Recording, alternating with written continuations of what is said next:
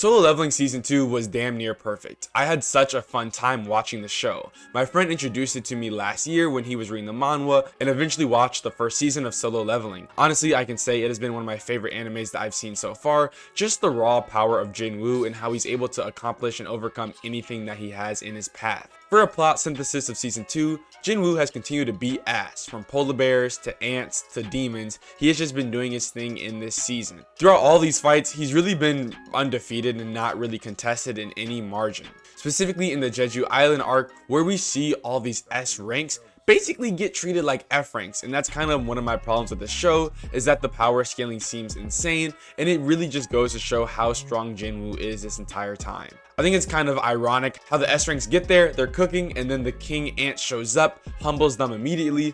Jinwoo shows up and has the king begging for his life, pleading. Something that I've enjoyed in this show so far is definitely the animation style. I think when you compare it to other animes, it's nothing particularly insane, but it's honestly really good when you think of stuff like Invincible, which has notably terrible animation. I also really enjoy the plot of Solo Leveling, the idea that the weakest person and the weakest hunter in history has now become the strongest pretty much that we've seen in the show so far. I feel like it really has this underdog story that has you rooting for Jinwoo in every moment. And the fact that he can beat anyone's ass now feels only right, since he was getting mocked and getting stabbed by really low level bosses early on. I also love how there's so much potential. I mean, they literally have Easter eggs left and right, really showcasing the breadth of this universe and the things to come. I have no clue how many more seasons are left, as I never read the manhwa, but my friend said there's about 5 or so more given the pace that they're going at. And speaking of pacing, I love how it's fast enough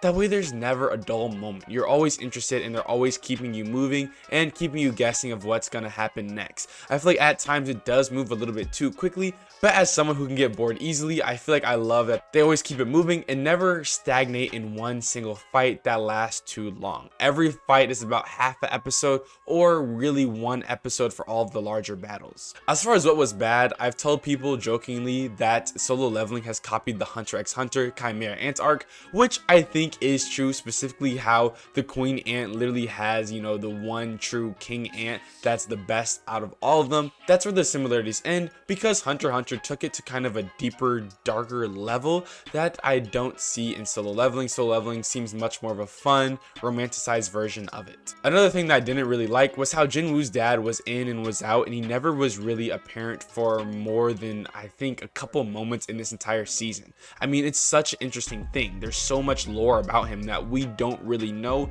and as someone who didn't read the manhwa, I don't really know what's gonna happen next, and I feel like I would have liked it more hints, because of where we started and where we ended didn't really connect, and where we ended was those two mysterious figures showing up saying that they smelled Jinwoo's dad and us not knowing what was going on until that final scene. I feel like in light of this, there were a lot of moments that were fan service. It is clear to me as someone who hasn't read the manhwa that there are so many exciting things coming up, especially with them releasing and showcasing the abilities of these new characters, but I feel like they're doing a lot and it's really just an attention grab to keep people wanting for that third season. And while yes, I'm not mad at that, I feel like it is fan service in a sense, because it's kind of like the carrot on the stick, really just dragging us on to wait until that next season drops. Although it did work because I am super excited, but I hope that going forward they don't, you know, force these new characters and they really stay close to what the manhwa has written. On the verse meter, I'm giving the story and plot a 9 out of 10.